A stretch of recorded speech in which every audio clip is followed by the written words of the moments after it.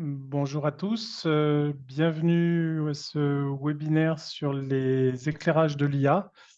Je suis Philippe Exorec du pôle Minalogique et on a le plaisir aujourd'hui d'accueillir Faisal Rezgui de la société Synapse, Bonjour à tous. euh, qui va nous parler des usages de la data science et de l'IA au service de l'environnement. On va laisser Faisal parler pour 20-30 minutes et je vous invite à poser vos questions dans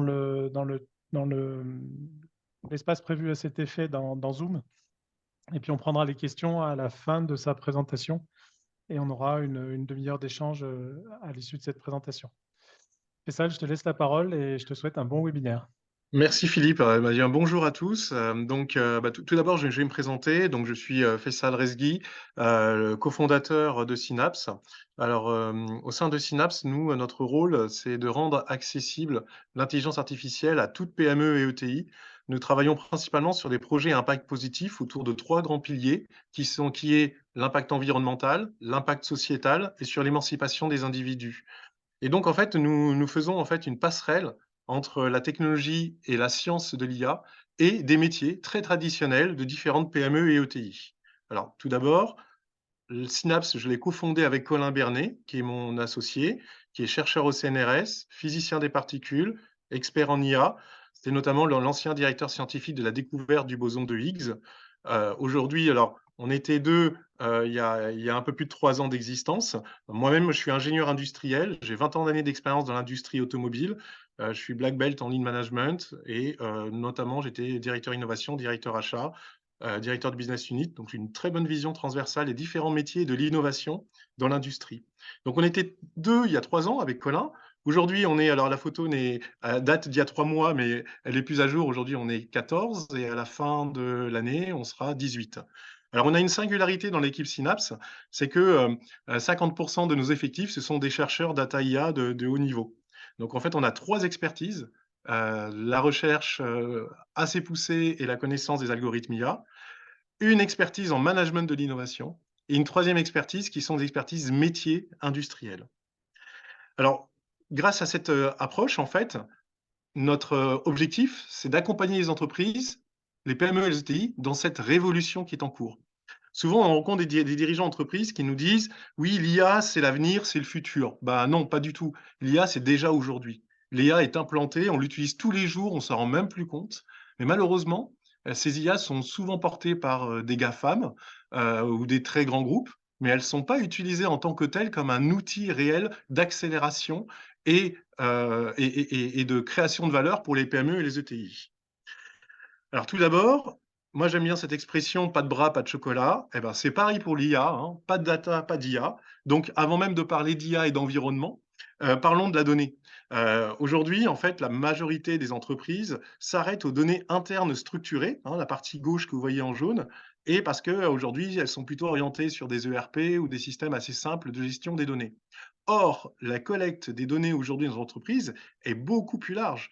On a des données non structurées, des photos, des vidéos, de l'audio. On a aussi des données externes à l'entreprise qui peuvent enrichir les informations internes et créer de nouvelles valeurs. Selon une étude IBM, il n'y a que 5% de ces données qui sont réellement exploitées par les entreprises.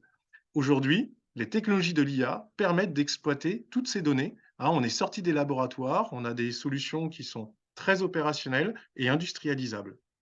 Alors, rapidement, parce que je sais que parmi vous, je suppose que vous savez, certains d'entre vous sont experts en IA, d'autres moins, donc je passe quand même rapidement sur cette partie-là. On parle d'intelligence artificielle et on parle d'environnement. Bah, qu'est-ce que l'IA? Bah, pour définir ce que c'est l'IA, je vais déjà définir ce que ce n'est pas.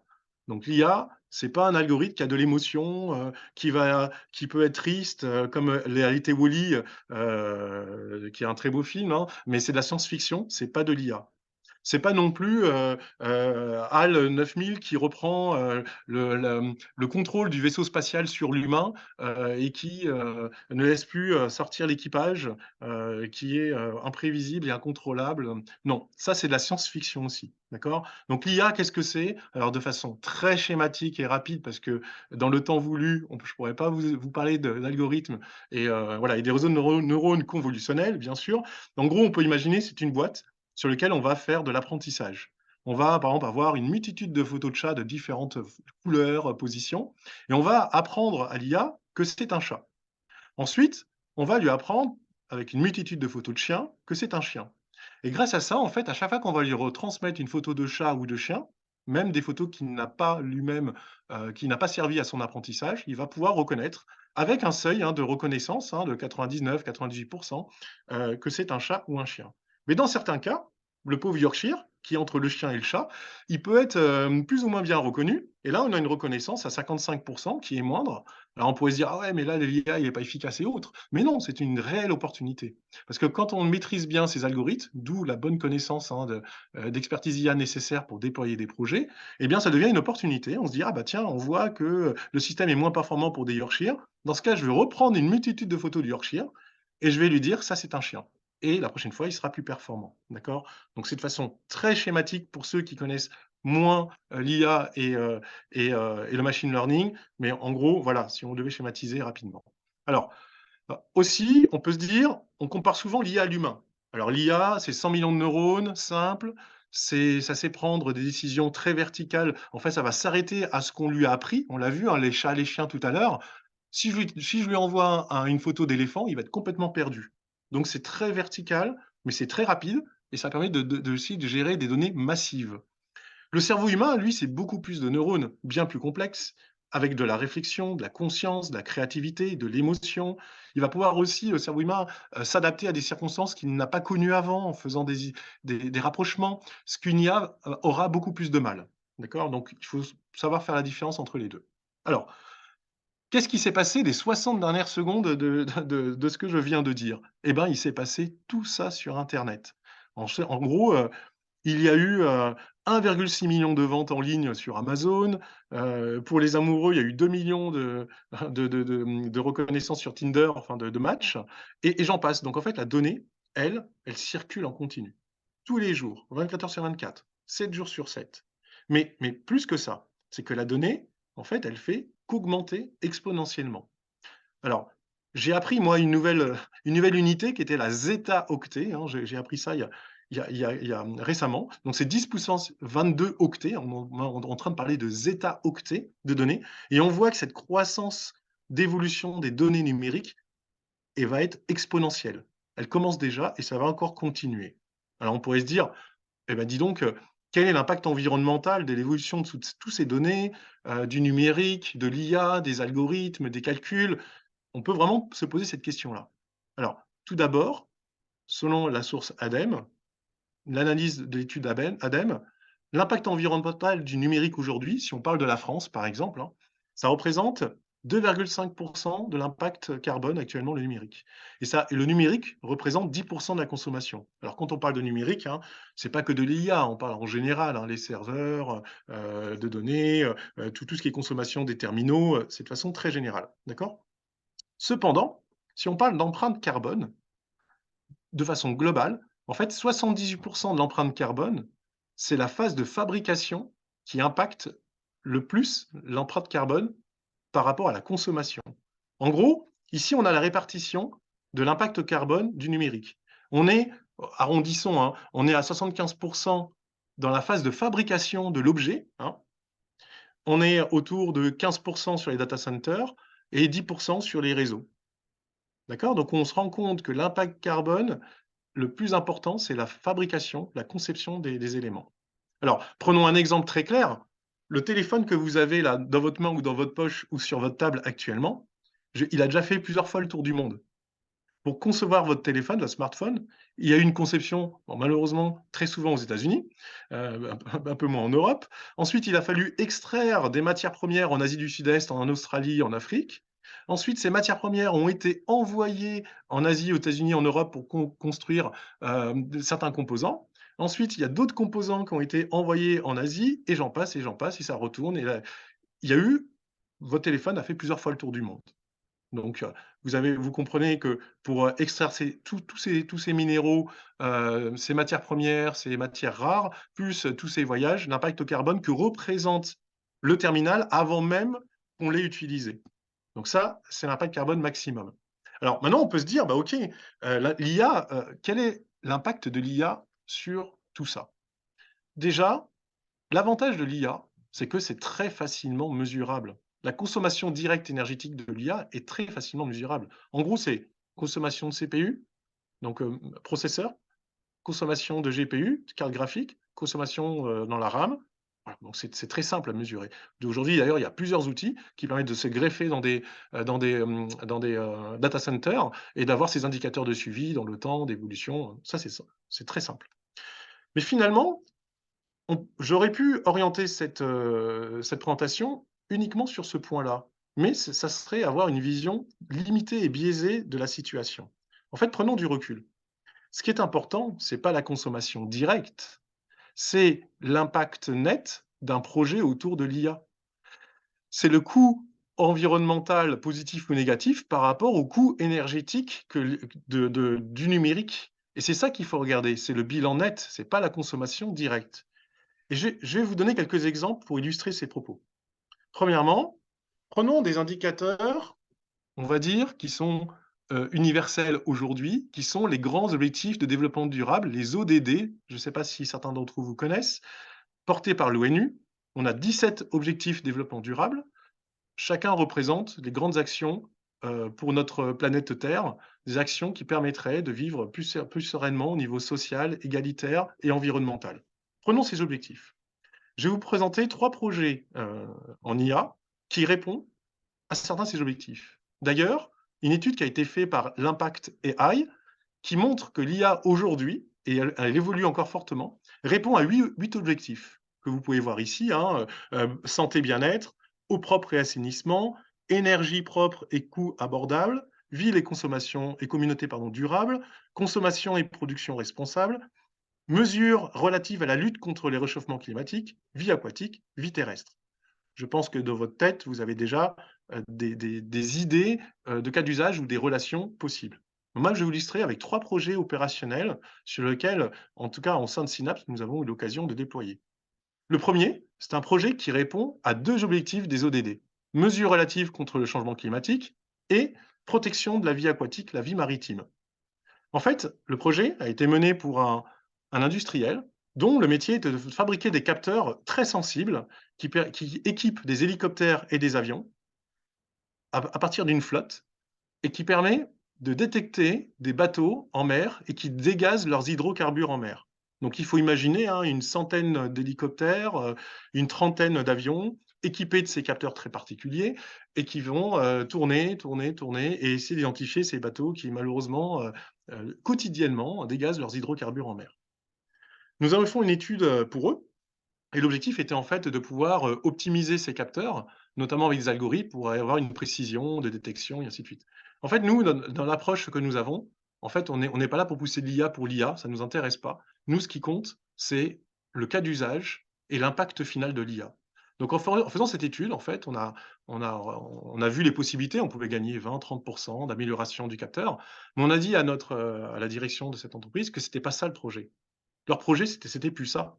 On leur a fait une autre proposition, c'est se dire, en fait, on peut analyser des images satellites de très haute résolution et grâce à ces images satellites, on peut détecter automatiquement des bateaux en mer et détecter des bateaux qui dégazent leurs hydrocarbures en mer avec des algorithmes IA. Donc qu'est-ce qui se passe? Bah, je vous laisse imaginer la réduction carbone de toute la flotte, hein, d'avions et d'hélicoptères qui tournent 24 heures sur 24, enfin pas 24 heures sur 24, qui ne tournaient pas trop la nuit. Et une augmentation de la performance de détection. Donc on a moins 70 d'impact carbone sur l'identification et une augmentation de la performance. Et en fait, je vous laisse imaginer le dirigeant, hein, on lui dit: «Bah non, on a une autre proposition à vous faire, qui finalement, va changer votre business model», mais je vous laisse imaginer, bon, il lui a fallu 4 jours, il n'a pas dormi pendant 4 jours et au bout du 5e jour, il a dit: «Bah oui, mais c'est ça mon projet et c'est comme ça qu'on va avancer». Donc ce projet a été lancé et aujourd'hui, et il y a des notions de confidentialité autour sur lesquelles il y a des choses que je ne peux pas dire. Mais en tout cas, cette entreprise, se porte très, très bien. Deuxième projet. Cette fois-ci, on est sur un projet qui répond à 2 autres ODD, des développements durables. Ville et communauté durable et protection de la vie terrestre et vie animale. Dans vie terrestre, il y a la vie animale dedans. Projet Biophonia. Cette fois-ci, nous travaillons avec, une start-up qui a pour objectif grâce à la bioacoustique, de protéger la faune, excusez-moi, je cherche les mots, les oiseaux, en fait, voilà, on va dire les oiseaux, grâce à un système de reconnaissance du son des oiseaux.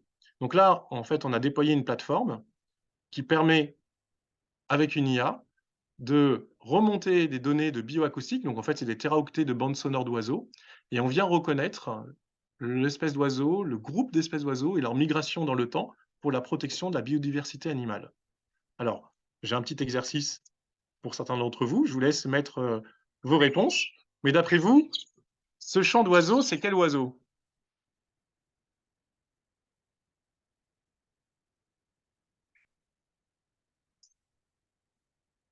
Ah, c'est toujours agréable, hein, ces chants d'oiseaux, ça apaise. Bon, je dois quand même l'arrêter parce qu'on a une conférence quand même à finir. Alors, déjà, peut-être que certains... Alors moi, je ne vais pas voir vos réponses là en live, mais je les découvrirai tout à l'heure parce que j'ai le plein écran. Euh, comment on détecte ces sons, en fait? On vient les transformer en spectrographe et on vient faire une analyse d'image. Ça marche très, très bien. Et donc, on a une IA qui tourne. Alors, pour ceux qui l'ont peut-être découvert, en fait, c'est un merle noir. Voilà.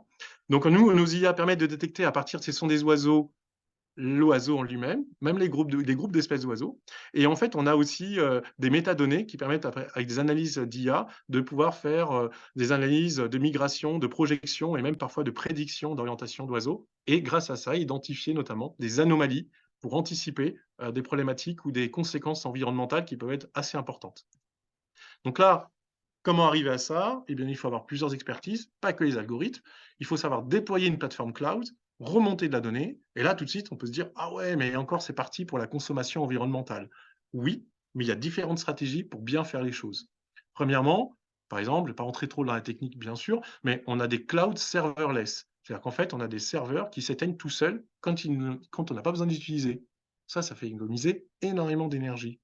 Ensuite, il y a différents types d'IA. Il y a des IA qui peuvent être plus frugales que d'autres, et en fait, il y a des analyses comparatives de consommation qui sont faites. Et il faut gérer la donnée de façon intelligente. On a besoin parfois de données immédiates qu'on va traiter régulièrement. Oui, il faut les mettre à disposition dans des serveurs avec des accès rapides. Mais une fois, pour de l'entraînement, un peu plus de masse, une fois qu'on n'a plus besoin de cette donnée, on les met dans des stockages, on appelle ça des glaciers. Donc en fait, c'est des stockages sur lesquels on aura un accès plus lent, hein, de la donnée, mais au moins elle est stockée dans des systèmes qui est moins consommateurs, aussi bien en matériel qu'en énergie. Troisième projet. Cette fois-ci, on répond à 3 axes des ODD. L'industrie, innovation, infrastructure, la consommation et production responsable, et la mesure relative de la lutte contre les changements climatiques. Alors ce projet, en fait, c'est pour éviter ça. Un projet IA, pour éviter ce que vous voyez ici. En gros, ça concerne les cartes électroniques industrielles qu'on retrouve dans les lignes de production. Ce qu'il faut savoir, c'est qu'un industriel, quand il change ses lignes de production, quand il change son catalogue produit, en fait, il va démanteler toute sa ligne de production. Comme vous pouvez voir ici, ça c'est une ligne de production, hein, voilà, qu'on peut trouver chez les industriels. Et ici, vous voyez, vous avez des pupitres de commande où il y a des cartes électroniques de commande, de puissance, ainsi de suite. Tout ça, c'est démantelé et c'est mis à la benne. Donc, alors que ces cartes sont encore utilisables une dizaine d'années sans problème. Donc, nous, on a travaillé avec une entreprise qui s'appelle REI Industrie, pour lequel on a fait un diagnostic data IA, parce que nous, on est référent BPI France comme acteur clé de l'IA pour la France. Donc, on a fait cette phase de diagnostic data IA, et on a fait émerger une opportunité que lui n'avait pas vue, n'avait pas forcément identifiée. Une opportunité qui est partie d'une analyse qu'on a faite, c'est que quand ils récupèrent une carte électronique, leur métier, c'est de récupérer des cartes électroniques avant qu'elles soient jetées à la benne et ensuite les identifier pour pouvoir le vendre à d'autres industriels qui en ont besoin. On est vraiment sur de l'économie circulaire. En fait, quand on a fait notre diagnostic au travers de cette PME, on s'est rendu compte que quand une carte rentrait, il y avait besoin d'un technicien expert, environ en moyenne 30 minutes. Il allait sur Google, allait récupérer la référence de la carte, parfois c'est 30 digits, taper à la main, des itérations, trouver les suffixes du digit, et ensuite aller chercher les fiches techniques, les fiches de sécurité, faire des allers-retours. C'était un véritable goulet d'étranglement. Cette entreprise était très locale, avait du mal à se déployer. Et nous, en fait, on a identifié une opportunité que l'IA pouvait apporter pour accélérer l'économie circulaire et favoriser ce projet. En fait, on a déployé une application qui, en prenant juste une photo, permet de reconnaître la marque, le modèle. Il y a des robots qui vont sur Internet, vont récupérer toutes les informations techniques nécessaires, et en moins de 5 secondes, c'est revendu en ligne à d'autres industriels qui en ont besoin. Ce projet a complètement transformé notamment cette entreprise qui est dans l'économie circulaire, car grâce à ça, elle peut dupliquer son modèle cette fois-ci au niveau du territoire. Donc là, par exemple, elle est implantée dans l'Ain. Là, il y a un nouveau site qui va se mettre en place dans le nord de la France, autour de Béthune. Il y a d'autres projets potentiels au niveau national. Et il y a des relations actuellement avec le Québec pour une implantation en Amérique du Nord. Donc en fait, on vient favoriser le réemploi de cartes électroniques, on vient favoriser l'économie circulaire grâce à des technologies d'IA, parce qu'on a bien pensé le cas d'usage en amont. Et si vous vous souvenez bien de ce que j'ai dit tout à l'heure, le plus gros impact environnemental du numérique, c'est le matériel. Et là, on vient toucher les 70-80% d'impact carbone qui représente le plus, hein, donc, qui est la construction du matériel. Donc, à chaque fois qu'on vient réemployer du matériel, on vient favoriser fortement la réduction d'impact carbone. Donc, je vais aller un peu plus vite. Cette entreprise, maintenant, peut dupliquer son modèle. Ils ont un outil de gestion de données internes qui permet de gérer tous leurs flux. Il y a une marketplace qui va s'ouvrir et très certainement, cette solution va être déployée dans d'autres secteurs de l'économie circulaire pour favoriser le réemploi et éviter l'enfouissement de tous ces matériaux. Donc, comme vous avez pu le voir, en pensant en amont cas d'usage et pas en pensant technologie, en fait, on peut avoir un impact très fort environnemental. On peut avoir un impact environnemental positif, parce que la consommation énergétique de l'IA est inférieure à la conséquence globale, nette, que va apporter ce projet. Ce qui est important, c'est vraiment se concentrer sur le cas d'usage et avoir une vision globale avant de foncer tout de suite dans une direction technologique. C'est le cas pour la détection, et la protection, maritime pour éviter, les pollutions d'hydrocarbures maritimes. C'est le cas pour le projet, de protection environnementale, pour la protection de la biodiversité animale. C'est le cas pour l'économie circulaire et éviter les déchets industriels pour lesquels aujourd'hui, il n'existe pas de filière de recyclabilité. Donc, ce qu'il faut comprendre, il faut c'est une question d'intention. Quelle intention nous avons? L'IA est une technologie comme une autre. Oui, c'est une technologie puissante. Oui, elle permet de résoudre des problèmes qu'on n'a pas pu résoudre avant. Eh ben, tant mieux. Attaquons les bons problèmes, la bonne manière, avec la bonne intention, et on peut avoir un impact positif très fort. Nous, on est convaincus que l'IA menée avec ce cas de conscience et cette approche permettra de résoudre fortement des gros problèmes environnementaux sur lesquels nous sommes aujourd'hui confrontés, qu'on n'a pas pu résoudre avant. Mais ne confondons pas technologie et conscience, hein. On dit il ne peut pas y avoir de science sans conscience. Et travailler ces cas d'usage en amont, ce sont des éléments qui sont indispensables pour pouvoir avoir de l'impact fort environnemental. Ce qui est très important dans des projets comme cela, c'est rendre ces projets viables, utilisables, industrialisables. Je pointe ce sujet-là parce qu'on parle d'IA et environnement. Si on veut avoir un impact environnemental avec de l'IA, il faut que ces projets ne soient pas que des prototypes, dans un Jupyter Notebook, d'un ordinateur, d'un data scientist, et puis qui ne soient pas industrialisables. Ça serait dommage, de toute façon, il y aurait pas d'impact. Donc ce qui est très important, c'est mener un projet avec toutes les compétences nécessaires. Il y a besoin de 5 compétences pour lancer un projet IA, hein. Un data scientist tout seul ne sait pas lancer un projet IA. Ça, c'est certain, ça ne marche pas. D'ailleurs, on récupère beaucoup de projets de clients d'entreprises qui disent: «Ah, je vais lancer l'IA, j'ai pris un data scientist». Non, ça marche pas. C'est nécessaire, c'est indispensable, mais c'est pas suffisant. Donc il faut avoir cette vision de comment industrialiser un projet IA, déjà de l'identification du projet qui a de la valeur ajoutée avec de la conscience, comme j'ai expliqué en amont. Ensuite, nous, on fait une phase de diagnostic qui permet de faire émerger ces projets et notamment de dérisquer et d'identifier les faisabilités. Ensuite, une phase de prototypage sur lequel on intègre tout de suite directement la phase d'industrialisation pour se donner toutes les conditions de réussite pour la phase d'industrialisation qui suit derrière.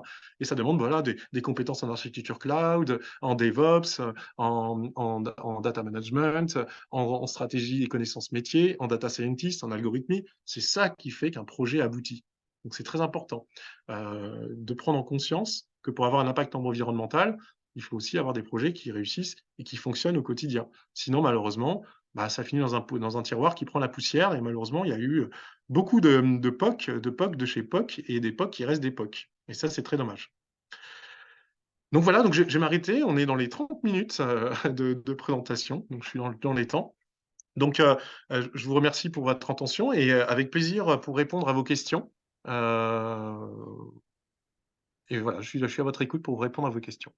Merci beaucoup Faisal pour la présentation, c'était très, très intéressant. Il y a une première question qui vient d'arriver. Donc, est-ce que Synapse va jusqu'à proposer d'abandonner des idées de déploiement d'IA? Ah, c'est une très bonne question, donc c'est Denis, je crois. Alors oui. Et en fait, grâce à cette phase de diagnostic en amont, en fait, on dérisque très, très en amont, les projets et donc il est déjà arrivé, c'est vrai, des clients où on fait le diagnostic et puis le client a des idées vraiment en tête, voilà, assez poussées et puis on fait le diagnostic et puis le client veut absolument lancer d'autres projets qui, pour nous, n'ont pas de valeur, qui, pour nous, ne respectent pas, alors j'en ai pas parlé, mais au sein de Synapse, on a rédigé une charte éthique avec toute l'équipe. Donc il y a des secteurs sur lesquels nous n'allons pas. Donc par exemple, il y a des projets qu'on a refusés parce que c'était des secteurs qui n'étaient pas dans notre charte éthique et d'autres projets parce que le projet en lui-même était, beaucoup trop en désaccord avec nos valeurs, notre vision, de la vie d'aujourd'hui et de demain. Et je dirais, je parle de valeurs, alors chacun a ses valeurs, il y a aucune opinion dessus, mais c'est plus que les valeurs. C'est que finalement, les entreprises qui respecteront pas cet alignement environnemental, sociétal, ce sont les entreprises qui n'existeront plus demain. Donc finalement, il y a aussi une vision business, pour nos clients à prendre en compte. Donc il y a des entreprises, il y a des entrepreneurs des dirigeants qui n'ont pas compris, qui n'ont pas voulu écouter et pour lesquels on a des projets qu'on a refusés. Oui, on en a eu plusieurs. Merci. Une autre question qui pose la question justement de est-ce que Synapse intègre une phase de conduite du changement pour les personnes qui sont concernées par l'évolution de leur métier? Alors, c'est indispensable. Alors nous déjà, quand on fait le diagnostic data IA, la façon dont ça fonctionne, c'est qu'on définit avec les dirigeants un périmètre, voilà de diagnostic qui peut être un département, un service ou toute entreprise. Et ensuite, tout de suite, on leur dit: «Les personnes qu'on va interviewer», parce qu'on va faire des interviews d'une heure à peu près de différentes personnes, c'est pas que les managers, c'est les personnes qui ont les mains dedans. C'est ceux qui font. Donc parfois, c'est des opérateurs, des techniciens, des assistantes, parfois ça arrive. Et en fait, on les intègre dès le début dans le projet et on les écoute. Et on les écoute parce qu'enfin, on se rend compte que alors moi, je suis issu de grands groupes, donc j'ai quand même vécu ça. C'est qu'il y a beaucoup, en fait, de mal-être dans les entreprises parce qu'il y a beaucoup de charges mentales inutiles, il y a beaucoup de tâches, fatigantes, il y a beaucoup de stress parce qu'il faut corriger les erreurs de l'autre ou il faut attendre l'information de l'autre, tout ça. Et tout ça, ça pèse auprès des employés, des salariés. Donc premièrement, on les écoute pour identifier, qu'est-ce qui leur pèse. Ensuite, on fait en sorte de les écouter, de faire remonter ces projets pour pouvoir faire avancer, voilà, des projets qui leur sont utiles pour eux, mais aussi pour l'entreprise. Et dans certains cas, alors le projet ROI est un bel exemple, je vous ai montré tout à l'heure, heu, la personne qui a défini les fonctionnalités du scan, c'était la technicienne qui utilise tous les jours le système encore aujourd'hui. Et en fait, c'est devenu son projet. Donc c'est elle-même qui a construit l'évolution de son métier et l'évolution dont elle allait, hem, justement, vivre par la suite. Donc c'est elle-même qui a été embarquée dans le projet. La réussite d'un projet IA, il est avant tout humain. La technologie, elle suit derrière. Donc c'est indispensable, l'humain est au centre et c'est ce qu'on insiste beaucoup avec les directions générales. Parfois, on leur dit même: «C'est pas vous qui savez, c'est l'équipe parce que c'est eux qui ont les mains dedans et c'est eux qui savent. Donc on va les écouter et après on croisera votre vision avec eux et là, on va trouver voilà, les bonnes directions». Donc et l'humain, il faut savoir l'embarquer, l'écouter et en tout cas, dans les dialogues, on y arrive. Nous, ce qui nous inquiète, c'est que, l'IA est une véritable révolution, hein, ça c'est clair, ça arrive fortement et il y a des dirigeants, des managers qui se rendent pas compte de ce qui est en train d'arriver et ils risquent d'avoir un bousculement, de la façon de travailler dont beaucoup d'entreprises n'auront pas été préparées ou n'auront pas préparé leurs salariés. C'est plus ouais et ça, c'est une véritable inquiétude. Juste pour renforcer ce point-là, effectivement, c'est un constat qu'a fait le gouvernement et donc a lancé un programme en juin dernier qui est la suite de Data IA mentionné par Faisal qui s'appelle IA Booster. Donc Faisal, je ne sais pas si tu veux en parler ou Oui, si tu veux que j'en oui parle. Philippe, oui bien Tu sûr. es Alors bien comme placé aussi. tout à fait, comme l'a expliqué Philippe, le gouvernement, se rend compte qu'il y a une phase très stratégique pour la pérennité de nos entreprises, qui est en cours et il ne faut pas qu'on rate le train de l'IA pour nos PME et nos ETI Et pour favoriser, en fait, ils ont lancé, comme le disait Philippe tout à l'heure, un programme qui s'appelle IA Booster, qui est porté par BPI, qui permet, le diag dont je vous ai parlé tout à l'heure, est pris en charge à 80% par BPI France. C'est-à-dire que le reste à charge pour l'entreprise, elle est uniquement de 2 600 euros. Donc je dirais, c'est même plus une question de coût. C'est une question de vision, de stratégie et de dirigeants d'entreprise et de managers. Donc c'est un peu une question de coût. Ensuite, il y a une deuxième phase de cette IA Booster. Le fait de faire ce diag, s'il devait y avoir une phase de POC derrière, il y a encore 30 000 euros de subventions qui se rajoutent automatiquement. Donc en fait, il y a, voilà, l'État a accéléré parce il risque d'avoir un décalage fort entre nos entreprises et nos PME et concurrentes des autres pays et des autres continents qui est en train de se creuser. Et donc aujourd'hui, il faut vraiment que les dirigeants se rendent compte de, voilà, de ce qui est en train d'arriver. Et ce sont de véritables opportunités, ce sont voilà, de véritables nouvelles opportunités pour nos PME de créer de la valeur différenciante sans aller chercher à tirer les prix à tout prix ou être dans une phase de concurrence totale. Et effectivement, et après on passera peut-être à un autre sujet, mais le constat du gouvernement, c'est de se dire une entreprise qui ne se pose pas la question de l'IA aujourd'hui va probablement se faire manger par sa concurrence et donc à terme se faire sortir du marché, d'où l'idée de ce programme qui est plutôt bien fait. Oui, La façon d'engager sur un programme comme ça, c'est de contacter une entreprise comme Synapse, par exemple. Il y en a quelques autres dans la région. De discuter avec des experts comme Fessal de comment monter ce projet-là, et puis de soumettre la demande de subvention à la BPI.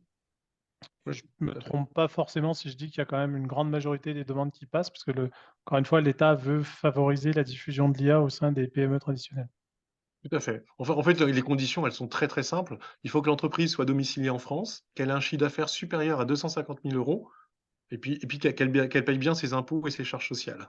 Voilà les seules conditions. Donc, et les réponses se font en 2 semaines, c'est très rapide. Est-ce qu'il y a d'autres questions? Je n'en vois pas dans l'interface, mais peut-être qu'il y en a d'autres qui arrivent. En attendant, Fessal, donc un des messages clés aujourd'hui, vous l'avez peut-être compris au travers du discours de Fessal, hein, c'est que l'IA, il ne faut pas nécessairement non plus en avoir peur. Ça reste un outil et c'est un formidable outil pour faire face au déluge de données. Non, ça ne va pas forcément remplacer tous nos jobs, ça va les transformer, mais ça va les rendre plus intéressants et ça va nous rendre plus efficaces. Euh, Peut-être, parce que effectivement, les journalistes écrivent beaucoup, beaucoup sur l'IA et souvent pas toujours des choses très. Voilà. Une des idées reçues, justement, dans le sujet environnement, c'est de dire que une grosse partie de la consommation énergétique qui passe dans le numérique en France aujourd'hui est liée à l'IA. Je ne sais pas si tu as un commentaire par rapport à ça.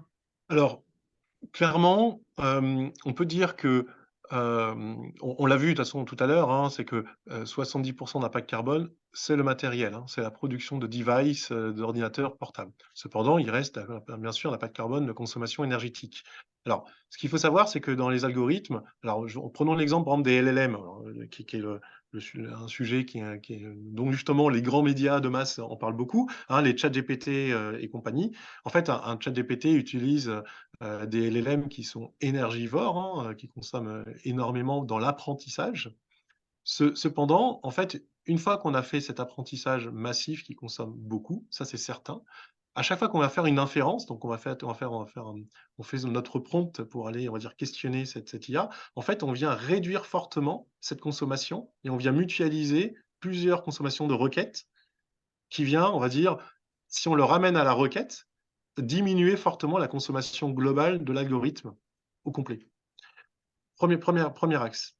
Deuxième axe, les LLM, il y a différentes façons de lancer des LLM. Hier, j'étais dans une conférence, un club d'experts IA, on parlait des LLM RAG pour ceux qui sont un peu plus experts. Il y a des stratégies qui permettent d'avoir des LLM, des petits LLM très très performants, en fait des équivalents de ChatGPT, mais uniquement sur ces documents internes privés, qui consomment très très peu, qui sont bien plus performants qu'un ChatGPT, et qui sont déployables facilement, sans forcément avoir beaucoup de données à digérer, tout ça. Donc, oui, l'IA rajoute de la consommation numérique, on ne peut pas le nier. Maintenant, on revient toujours à la même chose. Quel est le cas d'usage? Quel est le projet qui est en face? Quel est le net projet? On revient toujours au même sujet. Donc, si on fait de l'IA fantasy pour avoir des jeux fantaisistes, oui, ça sera de l'impact carbone en plus. Je dis pas qu'on n'a pas le droit à avoir du plaisir dans la vie, hein, mais voilà. Mais si on a des projets, qui ont de l'impact, qui dépassent la consommation de l'IA, bah, ouais, on revient rebalancer tout ça. Donc il faut on revient toujours au cas d'usage, en fait. Que ça soit de l'IA ou un serveur Netflix. Voilà, donc c'est moi, c'est ma vision des choses sur ce sujet. On pourrait presque parler de retour sur investissement comme on le fait dans un investissement d'une Oui. entreprise. Là, on a un investissement énergétique. Et après, on a peut-être des bons usages aussi enfin, je parle notamment aux problèmes de santé. Si demain, on dépense beaucoup d'énergie pour résoudre le cancer ou je ne sais quoi, bah, peut-être qu'on va se dire que c'est une bonne idée de mettre de l'énergie, énergie au Oui, sens large, hein. oui, exactement, exactement, ouais. C'est vrai, ce retour sur investissement environnemental, il est intéressant, ouais. C'est ça, en fait. On a une autre question sur l'effet rebond de ces solutions, Eh avec un oui! commentaire qui dit que l'effet rebond est très fort sur les solutions de l'IA. Ah oui, alors l'effet de rebond, en effet, hein, alors je sais pas il est plus fort sur l'IA ou moins fort, ça je j'ai aucune donnée pour le dire, mais en tout cas, c'est certain qu'à chaque fois qu'il y a une révolution technologique, il y a ce qu'on constate, c'est qu'il y a une très, on a une technologie qu'on ne maîtrise pas totalement, donc qui va consommer énormément, qui est pas efficace et tout. Ensuite, on va la rendre de plus en plus performante, efficace, de plus en plus accessible et on a un effet de rebond associé qui est quasi systématique. Donc oui, je pense que l'effet de rebond, commence et qu'il sera là et comme toute nouvelle technologie qui arrive donc oui, en effet, ça je suis d'accord sur l'effet de rebond. Et typiquement, Vincent complétait en disant, bah, dans le cadre de l'exemple que tu as pris sur le tri des cartes électroniques, donc certes, on va mieux les recycler, mais d'un autre côté, il faut qu'on équipe tous les opérateurs d'un smartphone. Et donc du coup, on continue d'alimenter le problème, bon, effectivement. Oui, oui, c'est ça. Alors c'est intéressant, ce matin, j'étais avec un industriel, hem, qui fabrique, voilà, des systèmes d'aération pour le bâtiment, hein, on est en train d'implémenter un système d'automatisation qui permet alors c'est impressionnant, alors c'est une ETI, ils ont comme facture 60 000 € par an de fiches, de suivi industriel pour passer, d'un OF à une commande et tout ça. 60 000 €. Avec le système, alors oui, il y aura 2 terminaux, oui, il y aura un smartphone, mais je pense que l'impact carbone sur ce sujet-là, il sera bien plus favorable. Ça, c'est certain. Maintenant, il ne le sera pas, tout le temps, donc oui, l'effet de rebond, je pense qu'il sera là ouais, je suis d'accord avec ça, il sera. Une remarque et question d'Adrien qui dit ben, que effectivement, tu sembles vouloir limiter l'impact de l'IA à la seule consommation énergétique, mais qu'il y a quand même du matériel sur lequel l'IA tourne. Euh, donc, voilà, je Oui. ne sais pas si tu En as effet, un commentaire. en Ouais. effet. En fait, j'avais, par exemple, expliqué qu'il y avait des stratégies autour du matériel, par exemple, des systèmes, en fait, j'ai donné l'exemple tout à l'heure des LLM. Aujourd'hui, en utilisant en comparaison de différents types d'algorithmies, il y a des algorithmes qui sont moins consommateurs, moins énergivores et donc qui demandent moindre de matériel, moins de GPU, moins de cœur de processeur. Donc on peut travailler sur cet axe-là pour améliorer. Et moi, je m'attends bien dans quelques années qu'il y ait une sorte de norme ISO, de méthodologie, de comment faire du développement frugal de l'IA. On en entend de plus en plus parler, mais ça va arriver. L'approche, hein, juste un autre éclairage sur ces sujets-là. Donc, Minalogic, on est au cœur du montage de projets ou de demandes de financement public, donc de projets aidés par l'État ou par les collectivités territoriales. Aujourd'hui, il n'y a pas, les projets ne sont plus financés, sauf à montrer qu'ils ne dégradent pas la situation, voire qu'ils l'améliorent. Donc, dit comme ça paraît facile. Voir le réel impact d'un projet numérique.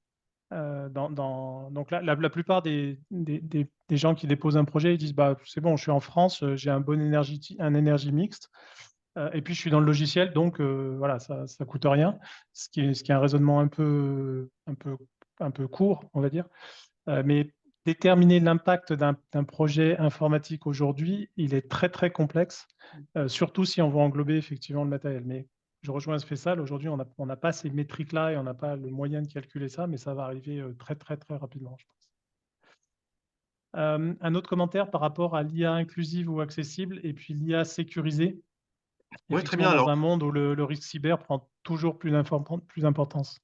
oui, très, très bien. Donc, déjà, sur le premier point, l'IA inclusive et accessible. Alors, j'ai utilisé peut-être le terme inclusif déjà. Par exemple, on a un très, très bel exemple avec l'entreprise ADTP qui est basée à Annecy. C'est une ESAT.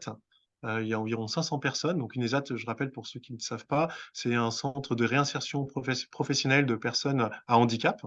Et en fait, on a mis en place un poste augmenté qui permet, grâce à un écran en face de l'opérateur, à l'aider à faire le montage de différentes pièces grâce à une IA qui reconnaît le positionnement, le tracking du mouvement des mains et reconnaît les pièces à assembler.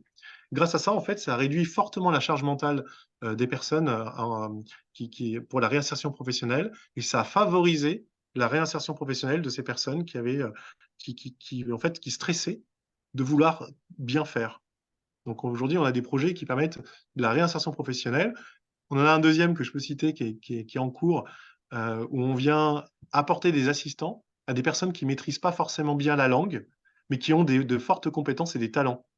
Par exemple des techniciens, des électriciens, électroniciens qui, voilà, qui connaissent mal le français. Et là, on a des systèmes IA qui permettent, voilà, en prenant une photo d'un d'un texte ou d'un ordre de fabrication, un ordre de commande, de faire une synthèse automatique de différents points de ce qu'ils doivent faire et traduit, si besoin, directement.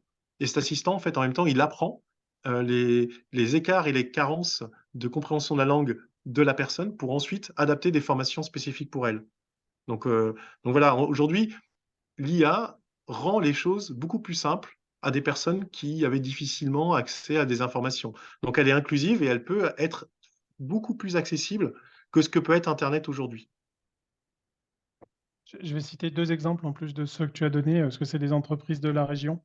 Il y a une région, une entreprise à Montbonneau qui s'appelle Ives, qui fait un avatar, et donc il y a beaucoup d'IA derrière, qui sait parler la langue des signes. Donc il sait reconnaître la langue des malentendants et des sourds et malentendants, et il sait également signer en réponse. Et donc quand on parle d'IA inclusive, bah, c'est un exemple.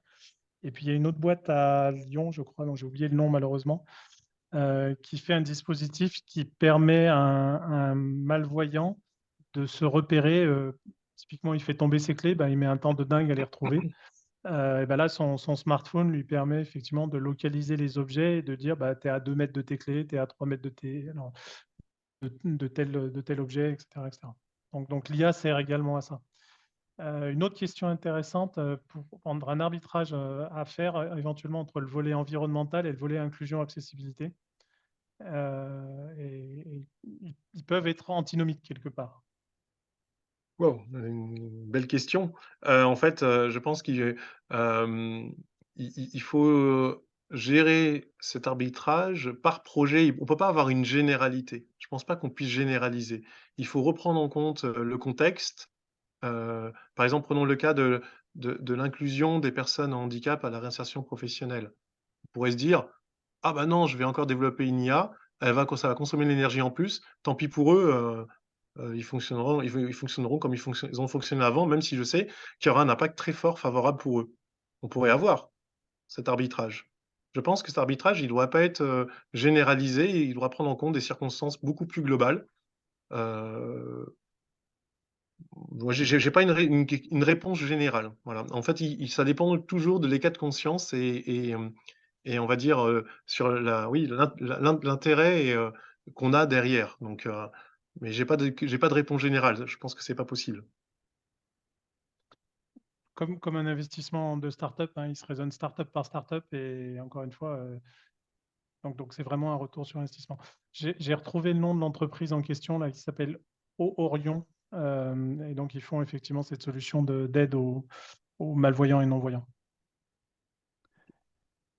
Est-ce qu'il y a d'autres questions? Je vois plus de questions dans l'interface. Ouais, moi, j'ai une question. Je t'en prie. Heu, oui. Est-ce que parmi vous, il y a des PME et des ETI qui ont intégré ou qui souhaitent intégrer des solutions IA dans leur activité?